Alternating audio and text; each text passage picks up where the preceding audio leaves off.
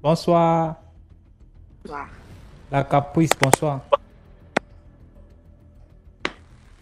Je viens aujourd'hui, je viens aujourd'hui raconter mon histoire, en fait une histoire que j'ai vécue. D'accord. Je suis camerounaise et au Cameroun, on dit toujours que oh, la sorcellerie, c'est monté, c'est descendu. Bon, bref, c'est ça, en fait. Moi, je n'avais pas l'habitude d'aller au village. Ma mère était toujours genre, elle me gardait toujours près d'elle. Elle n'aimait pas quand je partais en vacances. Quand j'ai eu, je crois, 16 ans, 17 ans comme ça, oui, 17 ans par là, j'ai décidé d'aller rendre visite à mes cousines, mes cousines au village en fait. Je voulais aller voir comment était le village et tout. J'ai décidé d'aller au village. Avant d'aller au village, j'ai eu une cousine à moi en fait. Et elle est déjà décédée, paix à son âme. Elle venait de perdre sa copine à elle. Elle venait de perdre sa copine. J'étais arrivé au village, c'était bien, nous sommes allés à la rivière, on a nagé, on a fait le repas et tout. Tout était bien en fait, tout était bien. Tout était bien.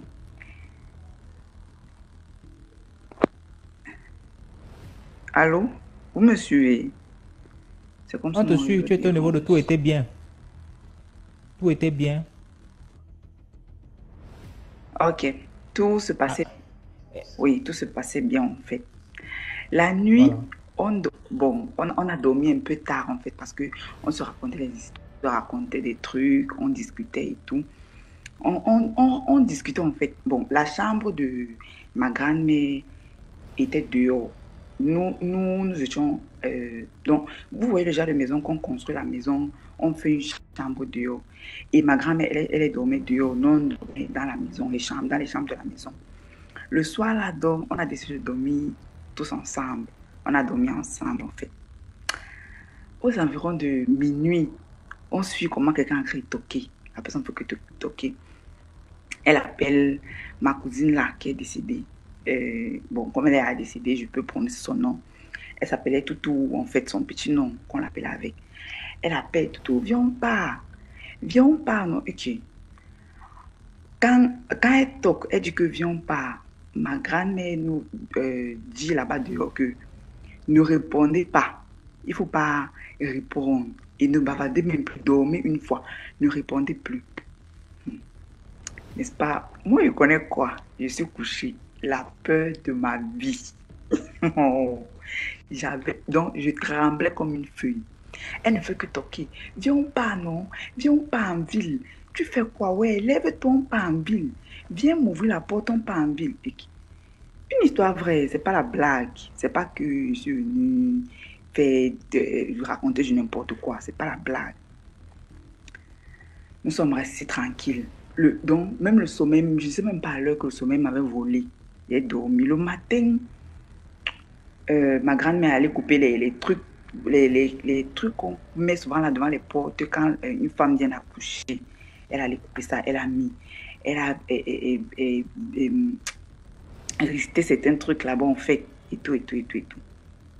J'avais peur, je voulais rentrer. Mais je ne pouvais pas dire que je vais rentrer. Là, il était doux. On reste. On part à la rivière. On constate que non. À la rivière, c'est comme si quelqu'un est en train de nous observer. À la rivière, c'est comme... Donc, tu vois le genre que tu nages. C'est comme si quelque chose veut t'attirer, genre que tu restes seulement dans l'eau. Il ne faut pas que tu sortes, en fait. À 17 h, ma grand-mère est venue nous chercher, genre, il faut qu'on rentre. Elle dit à ma fille cousine là que toi, tu restes tard dans la nuit avec les enfants à la rue, parce que c'était les nuits. Tu restes tard dans la nuit avec les enfants à la rivière comme ça, on manque. Pourquoi tu fais ça? En plus, il y a une étrangère parmi vous. Rentrez. C'est comme ça qu'on rentre. Le temps là, on n'avait pas encore la lumière chez nous. On utilisait les lampes. J'avais envie de pisser. C'était toute la nuit. J'avais envie de pisser. Je prends la lampe que non, je vais aller pisser.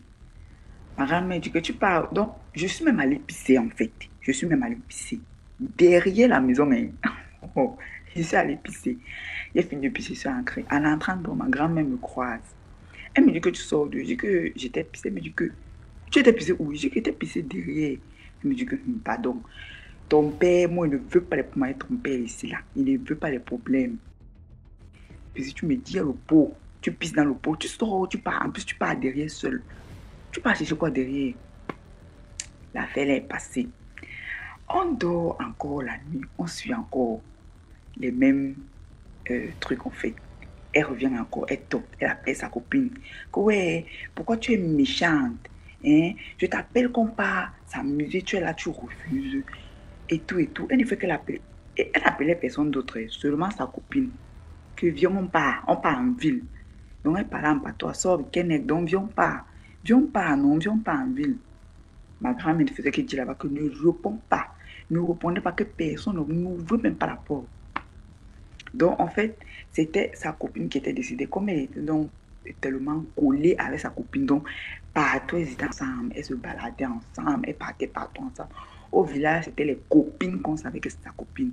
Donc, ce qui fait en sorte que quand elle est décédée, elle est venue pour chercher. Moi, je ne sais pas si c'est vraiment elle qui venait ou alors c'est quelqu'un qui l'utilisait pour venir prendre notre soeur, je ne sais pas.